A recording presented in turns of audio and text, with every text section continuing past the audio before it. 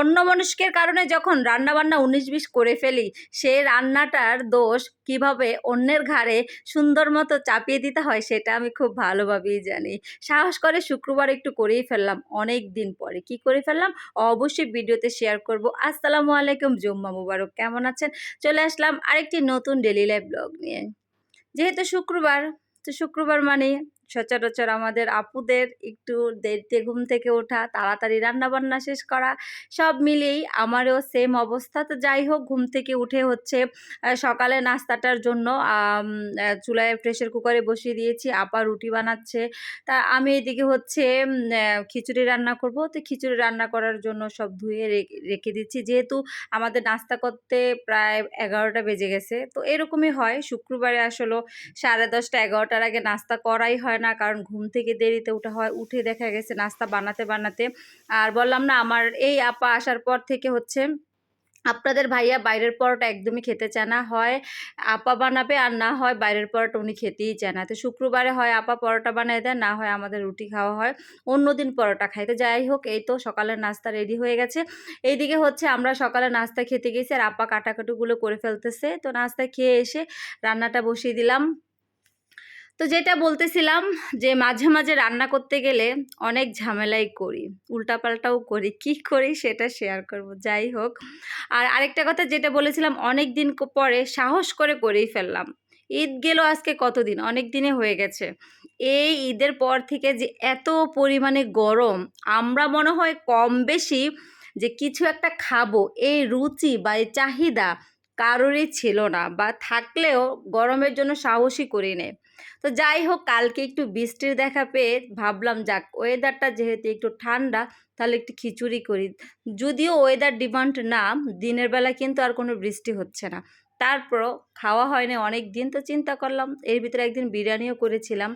তো যাই হোক করলাম খিচুড়িটা। আমি আগে একটু মশলা, সামান্য আদা বাটা, রসুন বাটা, তারপরে একটু টুকটাক মশলা দিয়ে হচ্ছে সুন্দর মতো অল্প একটু পানি দিয়ে কষিয়ে তারপরে হচ্ছে ভালো মতো ভাজা ভাজা করে নিয়েছি।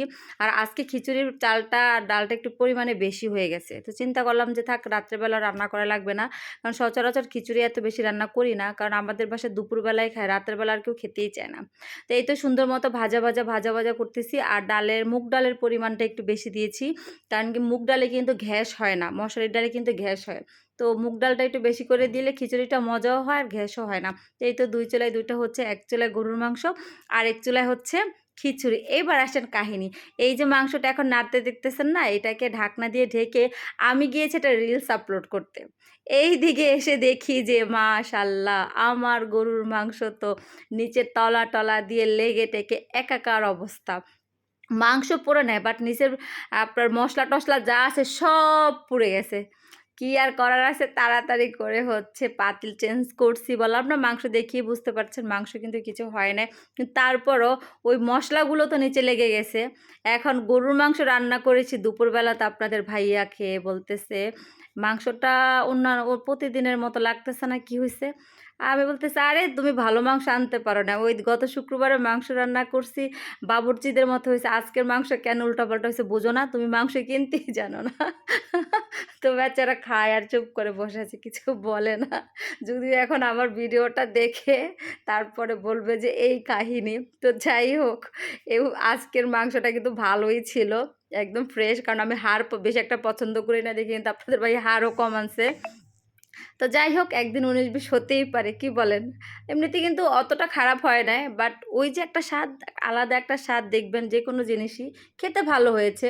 বাট গত শুক্রবারেরটা যেরকম একদম পুরো বাবুর্চি দিয়ে বাবুর্চি ফেল, এত মজা হয়েছিল। তো যাই হোক, রান্নাবান্না আমারটা এখন গরুর মাংসটা আছে, খিচুড়িটা হয়ে গেছে, ডিম ভুনা করতে নিয়ে চিন্তা করলাম ধুরো কে ডিম ভুনা খায়, সবাই বলতেছে ভুনার সিদ্ধ একই। তারপরে একটু সিদ্ধ করে তেলে একটু ভেজে নিলাম। আর এইদিকে হচ্ছে কালকেও দুধ চুলায় দিয়ে ফালাইছি চুলার ভিতরে, আজকেও সকালে চা বানাইতে গিয়ে একই অবস্থা, আমার চুলার অবস্থা তো খুবই খারাপ। তো আপা হচ্ছে সেই ঘষতে ঘষতে অবস্থা কাহিল। তো যাই হোক, রান্নাবান্না শেষ করে অনেকেই আছে রান্নাঘরটা রেগুলার ক্লিন করে না। রেগুলার ক্লিন করলে কিন্তু রান্নাঘর অত বেশি কাজটা হয় না। তো এই তো আমার রান্নাবান্নাও শেষ, চুলায় এখনও মাংসটা একটু আছে, আপনাদের ভাইয়া বাচ্চারা সবাই নামাজে চলে গেছে, আর আমার মাংস চুলায়। তো কেমন লাগলো আজকের ব্লগটি জানাবেন। আসসালামু আলাইকুম, সবাই ভালো থাকবেন।